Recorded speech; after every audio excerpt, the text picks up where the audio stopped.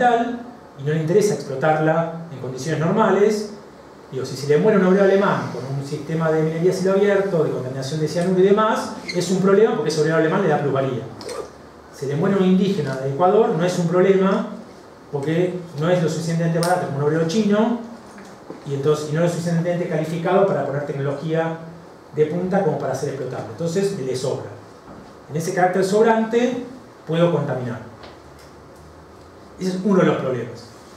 Entonces tengo la ampliación de nuevos territorios, conflictos sociales en torno a eso, y evidentemente, como esta es la base, no es una tarea pendiente, no es, digamos, un resabio, no, es la condición. Si quiero tener política social y quiero ser progresista, tengo que expandir la frontera agrícola. En el capitalismo no podría tener más renta de la soja si no desmonto Santiago del Estero. Digamos, y para desmontar Santiago del Estero va a haber población ahí que hay que sacar. Ahora, no es que la política social, porque es una unidad, de vuelta, hay política social porque se expandió la renta, para que se expanda la renta tengo que expandir la frontera agrícola. Hay, digamos, chavismo porque hay petróleo. Si viviese en un país, en un mundo ecológico en el cual la energía fuese solar, no habría chavismo. Habría 30 millones de venezolanos que sobran. O sea, habría capriles y habría... Entonces, ese es otro problema que también hay que tener en cuenta. Uno puede decir, está mal el avance de las condiciones sobre condiciones naturales, pero también hay que tener en cuenta que es la condición de reproducción de nuestros países. Entonces, no podemos decir, queremos política social, pero no queremos renta. Entonces, el problema no es, por un lado es, qué tecnología se utiliza, cómo no destruir el medio ambiente, sobre la base de no considerar la población sobrante, o en todo caso, hacer que deje de ser sobrante, pero tampoco se puede caer, a mi entender, en una idea romanticista de no hay que utilizar los recursos naturales y hay que vivir de qué. Porque vivimos en una sociedad capitalista. Entonces, la pregunta ahí es, ¿cuál es el causante de que esa renta cause esos efectos? Y ahí el problema es el comportamiento de esa renta y la forma de apropiación de esa renta y para quién va esa renta. Porque la principal disputa es qué se hace con esa renta. Y eso es lo que genera, a mi entender, muchos de los movimientos que defienden movimientos sociales que disputan esos territorios, lo cual es una disputa válida, pero pierden de vista que hay una masa de riqueza disputable, y en el no a la minería, no a la soja, no a esto, no pierden de vista la lucha por lo que existe, que es esa masa de riqueza. Entonces, me parece que es una contradicción que siempre va a tener, digamos, ningún proceso social no tiene víctimas en ese proceso social, pero solo ver el proceso contaminante o el proceso expropiatorio de las tierras de esa población deja inocua una masa de riqueza. Yo pongo un ejemplo, en la lucha antiminera, por ejemplo, hay mucho movimiento antiminería, pero en Argentina nadie lucha por algún tipo de impuesto particular a la minería. Entonces, ¿qué pasa? Luchás contra la minería, mientras tanto se llevaron toda la plata y nadie plantea estatizar la minería, porque no, si decís estatizarla, la reconoces como tal. Y bueno, entonces, esas contradicciones hacen que pierdas de vista una masa de riqueza que es disputable. En relación a las perspectivas, bueno, lo primero que te diría es, a mí sí está enfrente el problema de la propiedad del capital, porque hay un capital sobrante que por la propia dinámica va a sobrar y va a expresar su carácter sobrante. Su carácter sobrante porque hay una masa en los países centrales de créditos impagables, y en el caso de América del Sur eso se va a expresar en una evidencia mucho más fuerte, y que lo que ahora puede parecer lejano puede convertirse en una necesidad acuciante. Entonces, digamos, yo entiendo que no esté eso delante, pero entiendo que acá hay un empresario que pueda invitarnos a comer una pizza después, pero nosotros somos todos parte de la clase obrera, y como integrante de la parte obrera somos parte del problema. Es decir, empezar a plantear estas cosas nosotros, ella está planteando no. Entonces siempre estamos pensando, la clase obrera no está pensando estos problemas, pero estamos acá discutiéndolos. Muchas veces no nos pensamos como parte de la clase obrera, entonces al no pensarnos como parte de la clase obrera, decimos, ellos no lo piensan. Pero bueno, ya estar acá discutiendo esto y ya estar planteando esto, aunque seamos pocos, si nos tomamos en serio esto, que somos parte de la clase obrera y que tenemos que hacer algo en función de esto, es un primer paso. La perspectiva es, si no se interesa el capital, para mí el carácter sobrante se va a expresar, y en ese sentido sí soy pesimista. Me parece que la contracción esta no es un ciclo más como el de 2009 que vuelve a rebotar, me parece que va más un ciclo más profundo. Me parece que a nivel mundial la contradicción ya se expresa a un nivel tal que pueda haber un nuevo resurgimiento de algún sector de expansión, pero cuando ya está tan metida la emisión monetaria, que es algo parecido a lo que pasó en la década del 70, ya te aparece, o la década del 30, ya te aparece un elemento que ya el Estado no tiene más control, ya no es reserva. Porque cuando el sector era el .com, el sector era el hipotecario, el Estado aparecía como el salvador de todo este proceso.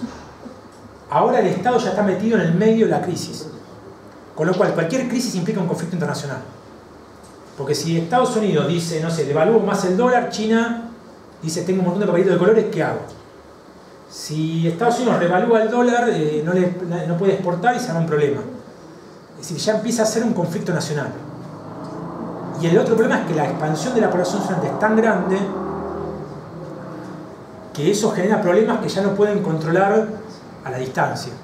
Es decir, la llegada de la inmigración a Europa radicaliza la xenofobia, radicaliza la competencia en la clase obrera, obliga a bombardear, pero ya con países en los cuales estamos viendo ahora. Tenemos Rusia a un lado bombardeándose con Estados Unidos cruzadamente, y no por ninguna guerra fría, ni por comunismo, ni que quieren volver a construir la URSS en Rusia, sino por una expresión de que la crisis ya no tiene cómo resolverse. Mi impresión, como digo, la salida de la crisis del 30, y esto es una magnitud cada vez más acuciante en ese sentido, toma el carácter de guerra. Uno puede decir, bueno, se da una etapa de guerra y revoluciones, pero no quiero caer en ese tipo de fraseología, pero la verdad es que no veo otro panorama. ¿Se puede posponer el tiempo? Sí. En términos históricos, 10 años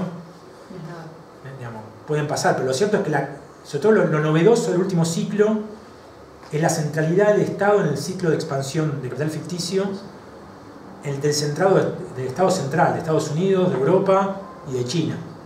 Ya no es una deuda latinoamericana de un dictador argentino. O sea, no es la crisis del tequila, ni siquiera es Corea del Sur. Estamos hablando de Estados Unidos, Europa, agotando su capacidad de emitir, que tengan que decir ya no puedo emitir más. Ya significa que no tienen resorte tienen que empezar a destruir, que tengan que cierren el Congreso una vez por año y paren la actividad porque se pone evidencia que no pueden pagar las cuentas, por más que sea simbólico, está poniendo evidencia que ya no tienen resortes para empujar esto otra vez. Entonces, para mí el estallido se va acelerando, con lo cual pone en evidencia el carácter sonante de este capital y que la salida pasa por resignarse, cosa que lo podemos resignar nosotros, pero que eso ya no se resigna. Entonces, como somos parte de la clase obrera, no estamos resignados, digamos. Pero bueno, da para mucho la discusión. El problema, digamos, en todo caso, es la construcción del programa científico para enfrentar políticamente ese problema. O sea, tener conocimiento de las determinaciones y no caer en falsas recetas del tipo que aparecen cuando sube la renta y parece que la política puede ser cualquier cosa.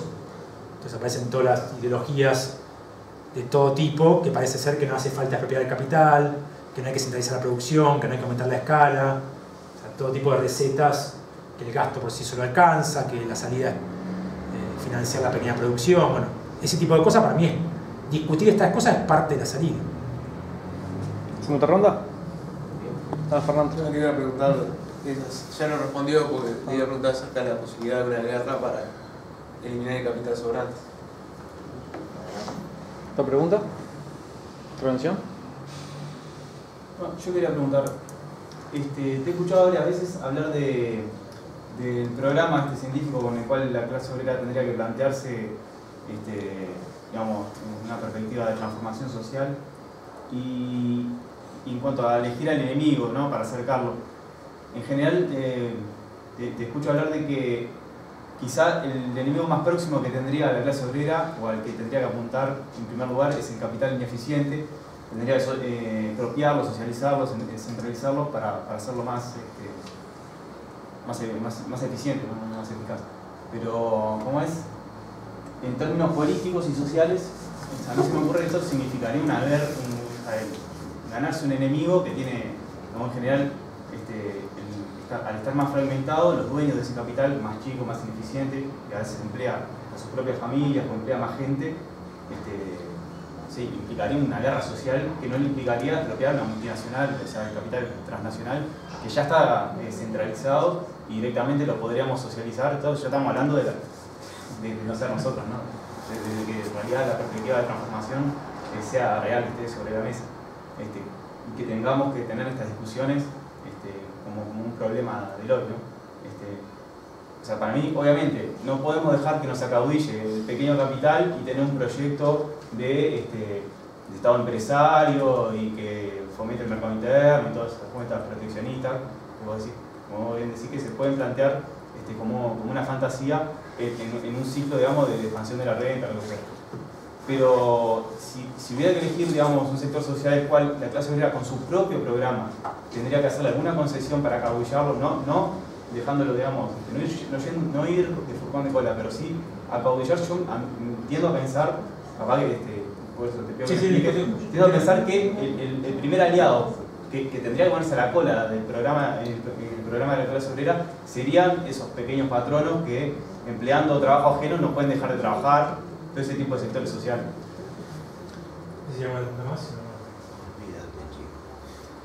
Juan, yo tengo una pregunta sobre un programa de transición, un programa inmediato, digamos un programa de mínima, es decir, que establezca mediaciones en términos de acumulación de fuerza, bloques políticos intermedios, tácticos, antes de esa necesidad que vos planteás de centralizar el capital en manos de la clase obrera, digamos. ¿Cómo establecemos una ruta que implica niveles programáticos intermedios, digamos? Voy con esto. Bueno, la guerra un poco lo contesté. Parece que ya está, de hecho, la guerra en presente. Estamos viendo la destrucción de la población sobrante es un elemento de la guerra. Cuando uno mira, por ejemplo, lo que está pasando en Siria o en Irak, el problema no es el petróleo en este momento, porque estamos mirando petróleo sin problemas. El problema es la población que ya no alcanza para sostener y para reproducir, y que entonces lo que está pasando es que esa población se vuelve el problema.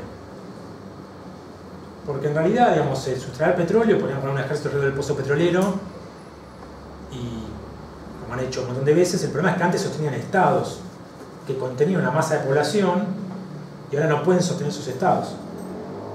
De hecho, todo el retiro de tropas y demás lo que les generó es un caos social tan grande que ahora tienen que volver a enviarlo, pero no pueden instalar. Los Estados Unidos, por ejemplo, tienen una crisis fiscal tan grande que si mandase tropas de vuelta con lo que le costó la guerra de Irak, exacerbaría su crisis. O sea, para mantener el territorio controlado tuvo que retirarse bajo la forma del pacifismo de Obama, que en realidad es una expresión de la crisis, y abandonando el territorio le estalla todo este conflicto que tiene que resolverlo, financiando primero el Estado Islámico, después ya está la guerra planteada. Aunque uno podría decir, hacer predicciones, si eso puede llevar a enfrentamientos más de tipo la guerra mundial, no sabría decirte bien qué forma puede tomar. Pero no descartaría eso, es decir, hay un montón de fenómenos que dice están descartados y uno mira a Donald Trump y no te digo que sea Hitler, pero tiene todas las posibilidades de convertirse en el que arme los campos de concentración de latinos, digamos, en el sur sin mucho asco, digamos. En relación al capital pequeño, una aclaración: cuando yo me refiero a capital ineficiente, digo todo el capital que opera en estos países, incluidas las transnacionales. Digamos, las automotrices operan en América del Sur con escalas de capital chico. O sea, esto que dice, producen autos con una productividad 5 veces menor y con con protección del 35%. O sea, ser proteccionista en América del Sur es ser pro-imperialista. La idea de que el proteccionismo Mercosur es en contra del imperialismo, que el proteccionismo de los gobiernos, se llamarle populistas o keynesianos de América del Sur, es pro-burguesía nacional, el principal beneficiario de eso son las empresas multinacionales que operan a escala restringida en estos países. Si acá hubiese libre comercio, los autos se importarían de otros países y no podrían valorizarse y no podrían recuperar la renta. Pero cuando digo enfrentar el capital ineficiente, incluye a los chicos, pero sobre todo me refiero a los que aparecen como grandes. Incluso los más grandes de la burguesía nacional son chicos también internacionales. O sea, el burgués más grande de Argentina es una pyme al lado de General Motors, Techin, hasta ahí, digamos, tiene tubos, pero por fuera de los tubos, en acero, se para al lado de una empresa POSCO coreana y es un residuo de la historia. Pero hay mucha gente, mucha plata en Argentina que es un multimillonario mundial. O sea, en Uruguay el más rico no le pilla nada. No, pero el argentino, ser multimillonario no significa ser un capital que se valorice normalmente. Porque no es un problema de magnitud de capital, sino es una forma de valorizarse. Entonces, sí, y después, estoy de acuerdo en que uno diría, bueno, si yo no expropio a ese capital, ¿para qué me voy a meter con los talleres o las cosas más chicas o con el cuentacopista? Estoy de acuerdo en ese sentido, digamos. Lo que digo es, no puede ser la lucha por expropiar a eso para convertir esas grandes empresas en muchas chicas. Porque detrás del programa, digo, no sé, cooperativista, control obrero, y bajo sus diferentes formas, es expropio una tierra y en lugar de hacer una gran empresa social agraria, la reparto en un montón de pequeños productores. La reforma agraria. Es un retroceso. Una cosa es la reforma agraria, cuando no tengo propiedad y tengo que engendrarla, o sea, Rusia frente al señor feudal, o digamos, México frente a los ejidos y la producción, digamos, todavía precapitalista o en formación de capitalismo, y otra cosa es una producción agraria ya capitalista, en el cual tomo el programa, pero no como aliado, sino que para multiplicarlo, porque el sujeto pasa a ser el pequeño capital, bajo su forma cooperativa, bajo su forma, pero es una fragmentación. Entonces, cuando me refiero a avanzar la centralización y sección, me refiero a eso, y efectivamente, uno diría, tácticamente, me planteo recién lo más chico cuando expropio lo más grande, pero si yo expropio una siderúrgica. Bueno, por lo general, aparte tienen las tierras menos eficientes. A ver, en términos por eso, aparece primero el capital. Entonces, uno tiene que avanzar sobre lo más grande. Ahora, si yo expropio una empresa estatal grande, expropio, no sé, en el caso argentino, YPF, y después le vendo el combustible barato, un montón de pequeños capitales, y no solucione nada. No lo voy a expropiar, pero no pienso regalarle nada. O sea, expropio YPF y le vendo caro el combustible. Y que el propio mercado se ocupe de hacer lo que yo no voy a hacer con una guerra social. Pero no voy a andar subsidiándolos. Y toda la ideología de la ICI, que está muy presente en la izquierda como propia, parte de estatizamos sectores estratégicos y después sostenemos a la burguesía ineficiente y más chica. Porque emplea más gente.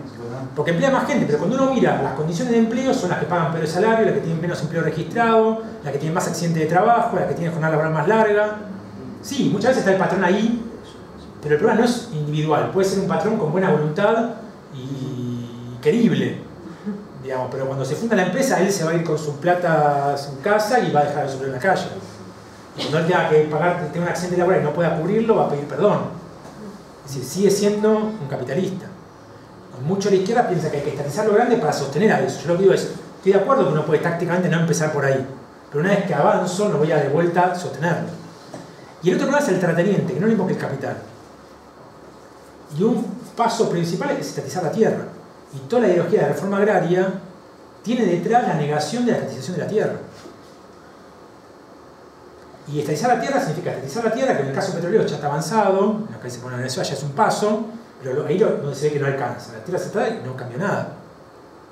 Porque esa renta después se reparte a un montón de empresas chiquititas y además se crean empresas chicas bajo esta ideología del socialismo del siglo XXI.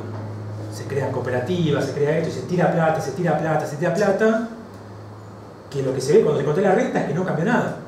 O sea, es un despilfarro enorme en nombre de una ideología de izquierda que no ha hecho más que reproducir lo más miserable del capital. Que es la pequeña producción, las peores condiciones, trabajo con poca tecnología, muchas horas de trabajo. Entonces, a eso me refiero con el problema. Estoy de acuerdo en que uno diría, bueno, no voy a empezar por lo que no tiene ninguna potencia, pero igualmente me parece importante destacar que no tienen potencia, porque si uno empieza por otro lado, digo, en Argentina se estatizó YPF, pero la renta petrolera vuelve a parar a los otros, entonces no cambia nada. Si no es un proceso integral, en Venezuela la tierra es estatal, pero como no cambia a dónde va la renta, no cambia nada. Entonces no es que, porque muchas veces se confunde, es como hay que ir a lo grande, no hay que ir a lo chico, vamos de a pasos. Pero si yo voy de a pasos y no avanzo en el resto, cada empresa estatal es en lo más normal del capitalismo. Están en Europa, están en todos lados. O sea, eso no es un avance en un proceso de socialización. No, yo quería agregar algo respecto a lo que decía Gastón. Esa supuesta alianza de un eventual gobierno de predominio obrero con el capital es una utopía. Porque en la práctica, yo estuve en Chile entre el 71 y el 73. Y realmente no había una intención de destruir el pequeño capital.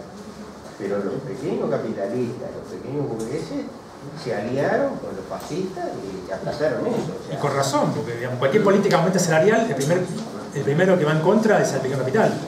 Porque el que más depende de los salarios bajos, porque no tiene tecnología, es el pequeño capital. Entonces, cuando vos digas suba salarial, se rompió la alianza. Claro, es algo que se compensa estatalmente usando, por ejemplo... Y ahí despilfarraste lo que ganaste. Ahora que le contesto a él y...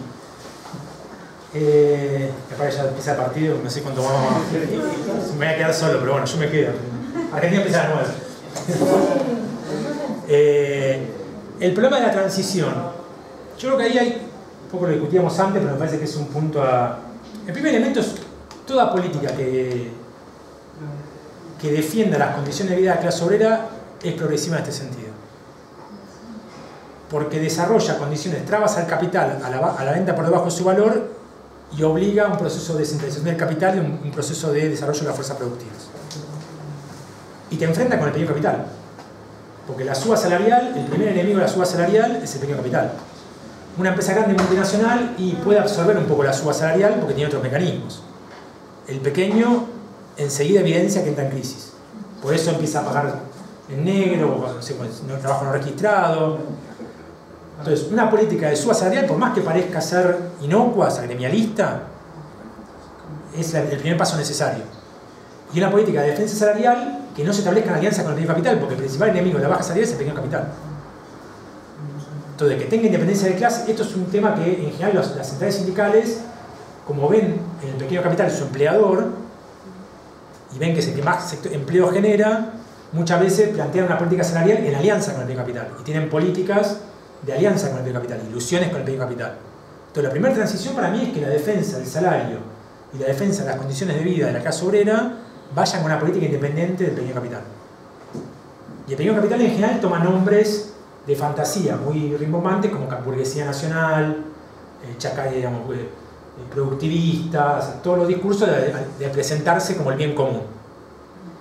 Entonces, el primer paso de transición es constituir una acción política de la clase obrera que, aunque no sea revolucionaria en el sentido de la toma del poder, sí constituye una lucha por sus derechos, no en aliados que son los principales enemigos de esos derechos. Eso me parece clave, digamos. Y eso va constituyendo después, el siguiente punto transicional me parece que es todo aspecto que ponga en cuestionamiento la propiedad privada, denunciando que su carácter limitado es algo que uno tiene que, digamos, impulsar. Poniendo en evidencia esta fragmentación privada, bueno, impulsando eso como algo transicional. Ahora, una cosa es impulsar la lucha y otra cosa es personificar eso. Me parece que eso es a veces lo que se confunde. Es decir, un movimiento independiente que defiende esa clase obrera y se enfrenta a ciertos elementos que aparezcan como progresivos para su reproducción, es diferente a querer ser el ministro que hace eso, a querer ser el secretario que hace eso y a querer ser el funcionario que hace eso. Y muchas veces se le confunde tener un programa transicional con ser la cara visible del que hace esa política. Y en el caso argentino o en el caso venezolano me parece que están más claros incluso que acá. Los sectores marxistas, de izquierda, revolucionarios, ejecutando ellos mismos la política que no es transicional, porque la cristalización de algo que puede ser progresivo, pero es progresivo si sigue existiendo un movimiento que siga empujando el proceso. Pero cuando está condicionado el Estado es para frenar el proceso. O sea, se estatiza YPF. Uno puede decir, está bien, y se estatizó la otra mitad fue privatizada, ya se podía prever, pero es un momento en el cual la disputa de eso pasa a estar social. Ahora, si yo soy el ministro que ocupa ese lugar, frené el proceso. Entonces, una programa transicional tiene que ser, tener claridad de no ser quien personifique eso, sino quien personifique la muestra de ese límite y la tensión con ese límite. Y eso requiere una visión política independiente de las fracciones de la burguesía y que no se integra al Estado, que motorice la lucha que ya existe en la clase obrera y le dé un sentido. Y en ese punto, la dirección de ese proceso tiene que ser una dirección, a mi entender, científica, que no puede caer en el imaginario y en las ideas que tiene la población, porque esas ideas son las que hay que superar. Y la forma de que esa superación no sea exterior es que somos parte de la clase obrera, entonces reconocernos en ese lugar. Yo no le hablo a otros, yo me hablo a mí mismo. Es decir, cuando interpelo a toda la clase obrera no me considero ni superior, lo considero un par. Como considero un par, lo puedo cagar a puteadas. No tengo ningún tipo de paternalismo sobre otro que es mi par. En general, muchas veces de izquierda, al no considerarse parte de la clase obrera, porque considera que los intelectuales, la clase media, etcétera, no es parte de la clase obrera, actúa frente a la clase obrera con paternalismo. No le voy a decir esto porque no me va a entender, no voy a hablarle así porque pobrecito, hay que tener en cuenta sus ideas. No, es un compañero, uno con un compañero no anda con cuidados. Sí tiene que explicarle, ser paciente, pero no puede andar siendo condescendiente. Todo eso para mí se coagula en la figura del partido. Pero de un partido que tenga una base científica y no en general como la izquierda que construyó del marxismo una ideología y abandonó el carácter científico. Y en sentido me parece muy interesante, tiene un grupo de lectura del Capital, de volver a las raíces de Marx. Porque me parece que es donde uno puede encontrar realmente el método para enfrentar estos problemas y abandonar la ideología marxista, que es, digamos, son compañeros todos por parte de la clase obrera, pero a mi entender han vaciado de contenido, digamos, los aportes de Marx. Pero bueno, está para largo. Bueno, cerramos, ¿no? No sé, viene una última pregunta, pero te dejo. No, quería decir que estaba de acuerdo con lo que dijiste, que es la no parcelación de la tierra en una reforma agraria con estatización y sin indemnización del latifundio, ¿no? Porque si no, a mí no sirve. Lo otro, sí estatización, una reforma agraria con estatización, pero sin parcelar la tierra, ¿no? Sí, me parece que tenerla centralmente controlada y planificada la economía. Y después lo otro que yo llegué cuando estaba mostrando las gráficas de la parte de industria, Norteamérica, sí, y todo lo que describiste, expone a la clara la sobreproducción, la crisis de sobreproducción del capitalismo, con su mercancía, capital, dinero ficticio, dinero fiduciario, porque evidentemente los burgueses son dueños de la maquinita de hacer dinero, que eso llegó hasta un techo. Y los chinos por el otro lado, que también lo explicaste bien, estoy totalmente de acuerdo, de que con la deuda que tienen de los papeles de los bonos, se lo prestan, que hablaban más de $1 billón o $1,5 billones, los rusos otro tanto, tenedores de la deuda descomunal que tiene Estados Unidos, o lo que emitió la Fed, la Reserva Federal, y eso hace la circulación de las mercancías, que muchas veces son las propias transnacionales norteamericanas o no sé, o transnacionales mundiales, que se compran y se venden ellos, ¿no? Y ese símil que hizo el Banco Central chino, que lo pudo hacer porque es un Banco Central propio, ¿no? Y tiene escala con el interior para poder hacer eso, ¿no? Expansión del crédito y todos esos movimientos y de crecimiento. Y la última gráfica esa que mostraste de que hay más emisión de deuda que de crecimiento del producto, ¿no? Y bueno, y uno ve acá la burguesía local como los grandes terratenientes, latifundistas, compañeros del gobierno de turno, como están muy preocupados por distintas variables económicas, ¿no? Por caída de precios internacionales de los commodities, y quieren hacer unos maquillajes cosmetológicos para que no le toquen la renta a la tierra, ¿no? Vía impuestos o lo que sea. Igual con tipo de cambio, si lo miden bien, se le están sacando un montón más que con los impuestos. Ojo con ver, hay que mirar esas cosas bien, porque con tipo de cambio te pueden sacar mucho más potente y no se quejan, pero están sacando mucho más. Pero bueno, muchas de las cosas, lo que conté recién, estoy de acuerdo, y no abro más temas porque si no, no vamos más. Bueno, muchas gracias, espero que te haya interesado y servido.